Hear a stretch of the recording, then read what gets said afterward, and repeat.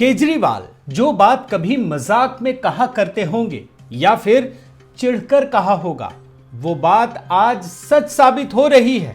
आज जब चुनाव का माहौल चारों तरफ बना है, उस समय जिस प्रकार की खबरें सामने आ रही हैं, वो भी केजरीवाल से जुड़ी हुई, ये देश के प्रजातंत्र के लिए बहुत ही खतरनाक है। और केजरीवाल क्या कहा करते थे, उसका एक संक्षिप्त रूप आप देखिए। कुछ लोग कह रहे हैं मैं अनार्किस्ट हूं, मैं अव्यवस्था फैला रहा हूं। मैं मानता हूं जी मैं अनार्किस्ट हूं, मैं अव्यवस्था फैला रहा हूं। देख रहे हैं ना, वो ये मान रहे हैं कि हाँ वो एनार्किस्ट हैं, वो अव्यवस्था फैलाते हैं। और आज जब सत्ता में रहते हैं, दिल्ली की सत्ता में, उसके बाद पंजाब की सत्ता भी हाथ लगी है, तो आप इस चुनाव के दौरान जो न्यूज़ सामने आ रही हैं, जो खबरें सामने आ रही हैं, वो मैं एक एक करके आपको दिखाता हूं। ये सारी की सारी बिल्कुल ताज़ा तरीन खबरें हैं, मेन स्ट्रीम मीडिया ने नहीं दिखाया, लेकिन पहले आप इसकी झलक देखिए। क्रिमिनल रिकॉर्ड में आम आदमी पार्टी सबसे आगे है। गुजरात में जितने दलों ने, खास करके 3 दलों की बात हो रही है, उसमें जितने भी उम्मीदवार उतारे गए हैं, उसमें आम आदमी पार्टी के क्रिमिनल बैकग्राउंड के लोगों की संख्या सबसे अधिक है। इसके बाद दूसरी खबर, केजरीवाल की खुलेआम धमकी। केजरीवाल मीडिया को तो धमकाते रहे, आपने सुना है, बाकी लोगों को भी धमकाते हैं, लेकिन अब वो खुल करके धमकी देने पर उतर आए हैं भारतीय जनता पार्टी के नेताओं को, और कह रहे हैं कि सबको एक दिन में जेल में डाल देंगे। ये भी मैं दिखाऊंगा। और तीसरी खबर देखिए, हर चुनाव में, अभी तो ये धमकी देते हैं, इसके बाद हर चुनाव में केजरीवाल की हत्या की खबर उड़ाई जाती है। आप एक एक करके आप स्क्रीन पे देखते भी रहिएगा। केजरीवाल की हत्या हो जाएगी, और 3 बार कर चुके मनीष सिसोदिया, आपको वो भी मैं दिखाऊंगा, आप बिल्कुल नजर गड़ाए रखिएगा। और चौथी खबर, क्लासरूम घोटाला। आज जब चुनाव एकदम चरम पर है, तब भी ये सारी चीजें आ रही हैं, जबकि पार्टियां तो चाहती है ना कि रुक जाए, लेकिन रुक नहीं रही हैं। और क्लासरूम घोटाले में जो विजिलेंस की रिपोर्ट है, उसमें जांच की सिफारिश की गई है, ये भी देखना चाहिए। और 5वीं खबर है दोस्तों, शराब घोटाले में चार्जशीट दायर कर दी गई है कई लोगों के खिलाफ। अब यकीन मानिए कि अगला नंबर किसका हो सकता है, ये भी आपको दिखाऊंगा। और एक छठी खबर, ये आखिरी नहीं है, खबरें तो अनंत हैं, लेकिन मैं 6 खबर आपको दिखा रहा हूं। आम आदमी पार्टी के नेता संदीप भारद्वाज ने खुदकुशी कर ली, लेकिन इस पर सवाल खड़े हो रहे हैं, और ये बताया जा रहा है, ये पूछा जा रहा है कि कहीं आम आदमी पार्टी ने जो काम किया है, उसकी वजह से तो वो मजबूर नहीं हो गए हैं। तो ये 6 खबरें, इन 6 को देखिए और सोचिएगा कि आखिर मेन स्ट्रीम मीडिया ने इन खबरों को क्यों छोड़ दिया, या फिर न्यूज शतक में दिखा करके क्यों उसे ऐसे ही जाने दिया। साथियों नमस्कार, मैं हरिश्चंद्र बर्णवाल। अब मैं सीधे सीधे आपके सामने खबर प्रस्तुत कर रहा हूं। गुजरात चुनाव बिल्कुल करीब आ गया है। जो पहले चरण का मतदान है ना, वो 1 दिसंबर को होगा, लेकिन उससे पहले जिन उम्मीदवारों ने पर्चा भरा, खास करके 3 राजनीतिक पार्टियों की बात कह रहा हूं, भारतीय जनता पार्टी, कांग्रेस और आम आदमी पार्टी, आप जानकर ये हैरान हो जाएंगे दोस्तों कि इसमें जितने उम्मीदवार हैं, उसमें क्रिमिनल बैकग्राउंड के जब उम्मीदवारों की जांच हुई, तो पता चला कि आम आदमी पार्टी, केजरीवाल के उम्मीदवारों की संख्या सबसे ज्यादा है। केजरीवाल के उम्मीदवार सबसे अधिक क्रिमिनल बैकग्राउंड के हैं, ये मैं आपको बता रहा हूं। और ये तब की बात है जब केजरीवाल खुद कहा करते थे कि मैं एक एक उम्मीदवारों को खुद से चुनता हूं, किसी पर दाग लग जाए तो हटा दूंगा। राजनीति बदलने आए थे। और आप देखिए इस रिपोर्ट में, association for democratic reforms ADR, उसके मुताबिक आम आदमी पार्टी के 36% उम्मीदवारों पर केस है, 36%, कांग्रेस के 35% और भाजपा के सिर्फ 16% लोगों पर केस दर्ज है। आप सोचिए कि आम आदमी पार्टी इस राजनीति को, जो राजनीति को बदलने के लिए आई थी, वो कहां लेकर जा रही है, किस दिशा में लेकर जा रही है। और आप अगर गंभीर केसों, मामलों की बात करेंगे दोस्तों, तो उस मामले में भी आम आदमी पार्टी पर 30% सबसे अधिक केस दर्ज है। तो ये है स्थिति। और भाजपा से अगर तुलना करेंगे आप दोस्तों, तो 3 गुना अधिक उम्मीदवार क्रिमिनल बैकग्राउंड के हैं, दागी हैं। तो ये है आम आदमी पार्टी का चरित्र। जो वो कह रहे थे ना कि अव्यवस्था फैलाने आया हूं, वो इसी से साफ हो जाता है। अब एक तरफ जहां केजरीवाल ने गुजरात में क्रिमिनल बैकग्राउंड के उम्मीदवारों को उतार दिया है, जो दागी हैं, जिनके ऊपर केस दर्ज है, तो वहीं दूसरी तरफ खुद खुलकर धमकी पर उतर आए हैं। और जानते हैं क्या कह रहे हैं? आप देखिए, 24 घंटे के लिए मुझे सीबीआई और ईडी दे दो, ये कह रहे हैं जनाब। मतलब अराजकतावादी क्या होती है चीजें, आपको इससे समझ में आएगा। और देखिए इनका बयान सुनिए, ये क्या कहते हैं, खुद सुनिए आप। मेरे को 24 घंटे के लिए सीबीआई और ईडी दे दो, आधी से ज्यादा बीजेपी जेल में ना हो तो मेरे को कहते हैं। देख रहे हैं ना, कह रहे हैं कि 24 घंटे के लिए ईडी सीबीआई दे दो, सबको जेल भेज देंगे। इनका चरित्र समझने की कोशिश कीजिए। और आपको तो पता होगा दोस्तों कि इससे पहले केजरीवाल क्या कहते थे, मुझे पुलिस दे दो, दिल्ली पुलिस दे दो, मैं दिखाता हूं मैं क्या कर सकता हूं, और कितनी सारी अनाप शनाप बातें। लेकिन आप जानते हैं कि पुलिस देने की जो इनकी इच्छा थी ना, वो भी पूरी हुई। पहले आपको वो बयान सुनाता हूं, दिल्ली पुलिस वाला, फिर आपको समझ में आएगा। सुनिए। पुलिस होती इनको 4-5 को जेल भेज देते, सब ठीक हो जाते। जिस दिन पुलिस आएगी इनको ठीक कर देंगे। देख रहे हैं ना, 4-5 को जेल भेज देते। कसूर हो ना हो कोई फर्क नहीं पड़ता, अगर वो केजरीवाल के अगेंस्ट में बात करता मिले तो बस जेल में ठूंस दो। इसीलिए इनको पुलिस चाहिए। और आपको याद होगा दोस्तों कि पंजाब में जब इनकी सरकार बनी तो पंजाब पुलिस ने इनके कहने पर क्या किया, केजरीवाल पर किसी ने 2 शब्द लिख दिया, टीका टिप्पणी कर दी, तो मामले दर्ज कर दिए। आपको याद होगा कुमार विश्वास और तेजिंदर पाल सिंह बग्गा, और उस मामले में कितनी फजीहत हुई थी पंजाब पुलिस की, बदनामी सहनी पड़ी थी। और आखिर में क्या हुआ, हाई कोर्ट ने सारे मामले को खत्म कर दिया, सारे एफआईआर को रद्द करवा दिया हाई कोर्ट ने। तो केजरीवाल पुलिस, ईडी, सीबीआई को हासिल करके ये करना चाहते हैं, सिर्फ और सिर्फ अराजकता फैलाना चाहते हैं, और यही उनकी मंशा है। और वो खुलकर धमकी भी दे रहे हैं। एक तरफ केजरीवाल धमकी देते हैं तो दूसरी तरफ वो और उनकी पार्टी एक नई नौटंकी करती है। मैं नौटंकी कह रहा हूं कि केजरीवाल की हत्या हो जाएगी, साजिश रची जा रही है। मतलब आप समझिए किस प्रकार का लेवल बना दिया है भारतीय राजनीति का।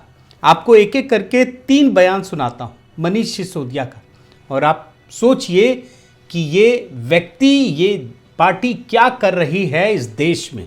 आप सुनिए, ये है 25 नवंबर की बाइट, कल की है। मनीष सिसोदिया कह रहे हैं, आप सुनिए, कि केजरीवाल की हत्या की साजिश रच रही है भारतीय जनता पार्टी। आप सुनिए। भारतीय जनता पार्टी अरविंद केजरीवाल जी की हत्या करने की साजिश कर रही है। अब आपको मैं मार्च 2022 पंजाब चुनाव के दौरान भी और उसके बाद भी इसी मनीष सिसोदिया ने, समझिए डिप्टी सीएम है दिल्ली के, वो यही बात रिपीट कर रहे हैं। आप फिर से सुनिए। बीजेपी इस हरकत पे उतर आई है कि अब अरविंद केजरीवाल जी की हत्या करवाना चाहती है वो।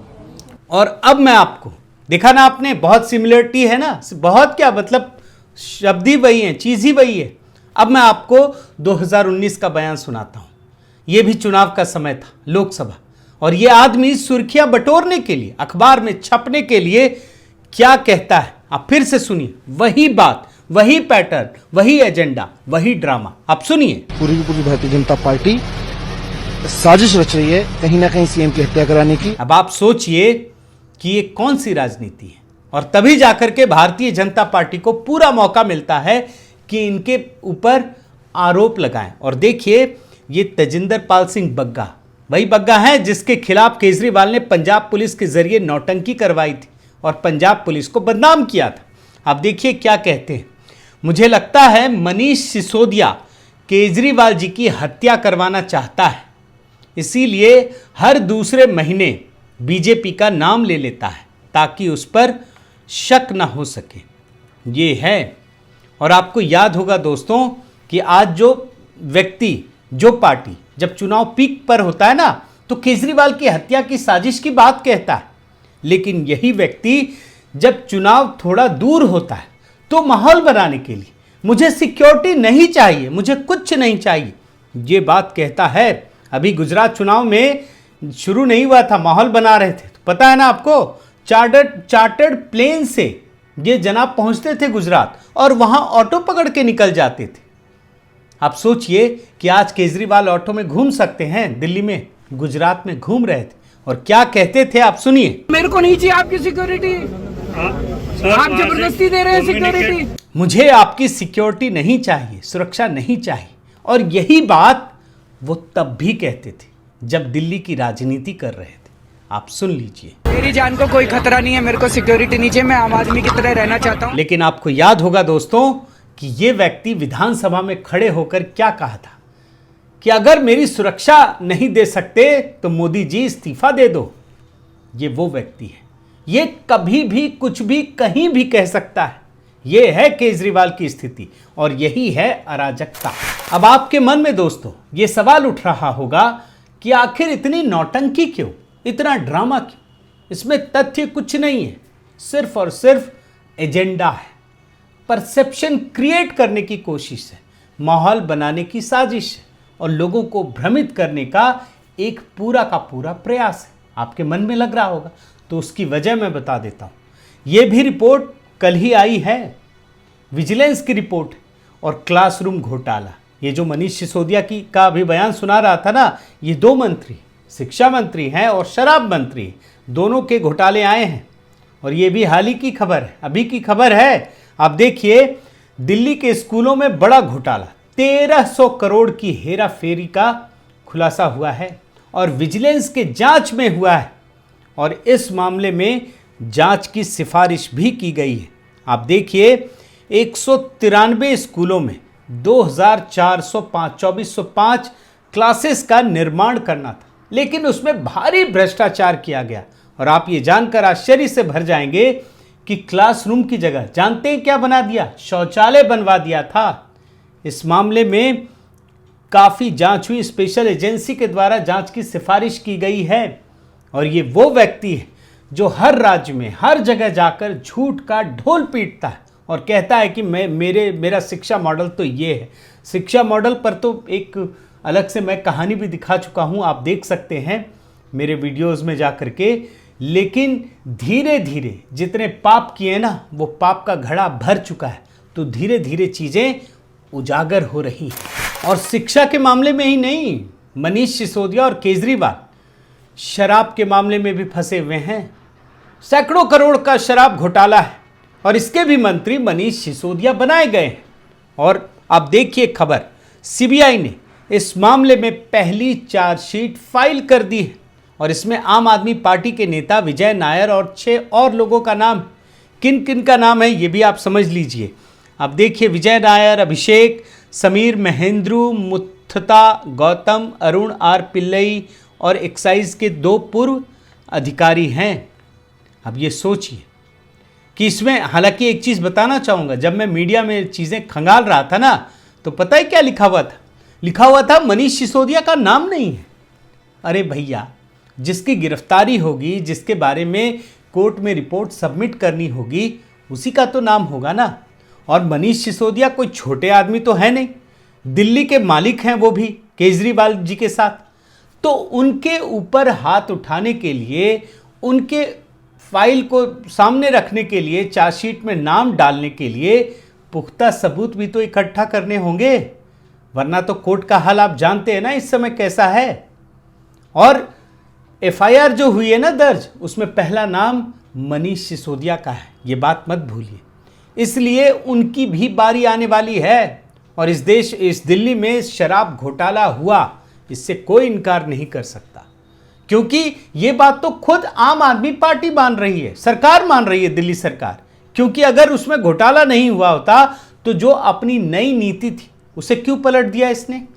उसे पलटने का मतलब ही है कि अरविंद केजरीवाल की सरकार ने यह मान लिया कि इसमें गड़बड़ी थी और इसकी जांच चल रही है और यकीन मानिए इसके नतीजे जल्द आएंगे और मनीष सिसोदिया भी सलाखों के पीछे होंगे। और एक और खबर देखिए, आम आदमी पार्टी के नेता संदीप भारद्वाज ने आत्महत्या कर ली। खबर तो आप देख ही रहे हैं, पुलिस वजह तलाशने में जुटी। लेकिन खबर इतनी सी नहीं है, क्योंकि जो इनके दोस्तों ने दावा किया, उसने ये बताया कि जो अभी एमसीडी चुनाव के टिकट बांटे गए ना, वो टिकट चाहते थे, उन्हें टिकट नहीं मिला, वो बड़े आहत थे और इसी वजह से संदीप भारद्वाज ने खुदकुशी कर ली। और आप जानकर आश्चर्य करेंगे कि जब आम आदमी पार्टी बनी थी ना, तब से संदीप भारद्वाज इसी पार्टी से जुड़े हुए थे, तन मन धन से समर्पित होकर। टिकट नहीं मिला और ये ट्रेडिंग विंग के अध्यक्ष भी थे आम आदमी पार्टी में, केजरीवाल जी की पार्टी में। और तभी भारतीय जनता पार्टी को या अन्य लोगों को यह आरोप लगाने का मौका मिलता है कि यह हत्या है, आत्महत्या नहीं है, हत्या की साजिश के आरोप लगाए जा रहे हैं। और इस बात में दम है। क्यों दम है आप समझिए, क्योंकि इससे पहले जितनी खबरें एमसीडी चुनाव को लेकर आई, वो तो आपको पता है ना कि पैसों के दम पर दिया गया और ये आम आदमी पार्टी के नेताओं ने आरोप लगाया है।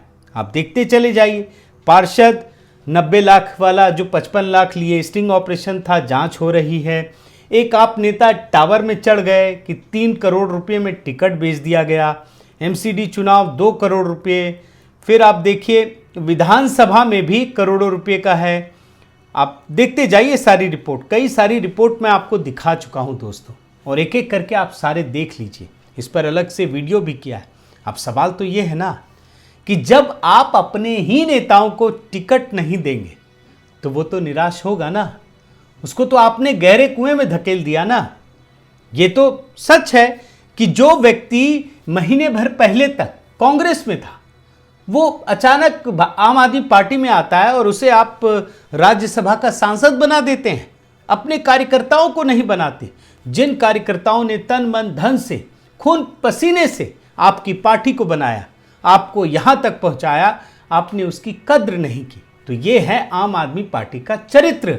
वो सिर्फ राज्य में, देश में ही अव्यवस्था नहीं फैला रहे हैं, बल्कि अपनी पार्टी के अंदर भी वही अव्यवस्था फैलाने की फिराक में है और कर चुके हैं। साथियों, केजरीवाल पर बहुत सारी बातें कह चुका हूं, दिखा चुका हूं, बहुत सारी रिपोर्ट, झूठ का पहाड़ दिखा दिया, अनैतिकता का पहाड़ दिखा दिया। जिस काम को सोच कर आए उसमें कैसे यू टर्न लिया, वो भी आपको दिखाने की कोशिश की और बहुत सारी बातें आपके साथ साझा भी की हैं। आज मैं जब एमसीडी चुनाव, गुजरात चुनाव बिल्कुल चरम पर है, तब मैं यही कहूँगा कि बस ये समझ लीजिए कि इस लोकतंत्र के इस पावन पर्व के दौरान सुर और असुर का एक संग्राम चल रहा है। अगर असुर जीत गए तो समझ लीजिए कि आपके बुरे दिन शुरू हो जाएंगे, और अगर सुर जीत गए तो ये मान लीजिए कि अच्छे दिनों की जो कवायद आगे बढ़ रही है उसमें और तेजी आएगी। ये तो आपके हाथ में ही है। बहुत बहुत धन्यवाद। आपसे निवेदन है साथियों कि आप मेरे इस चैनल को ज़रूर सब्सक्राइब कीजिए, लाइक कीजिए, शेयर कीजिए, कमेंट कीजिए और इस बेल आइकन को प्रेस करना मत भूलिएगा। नमस्कार।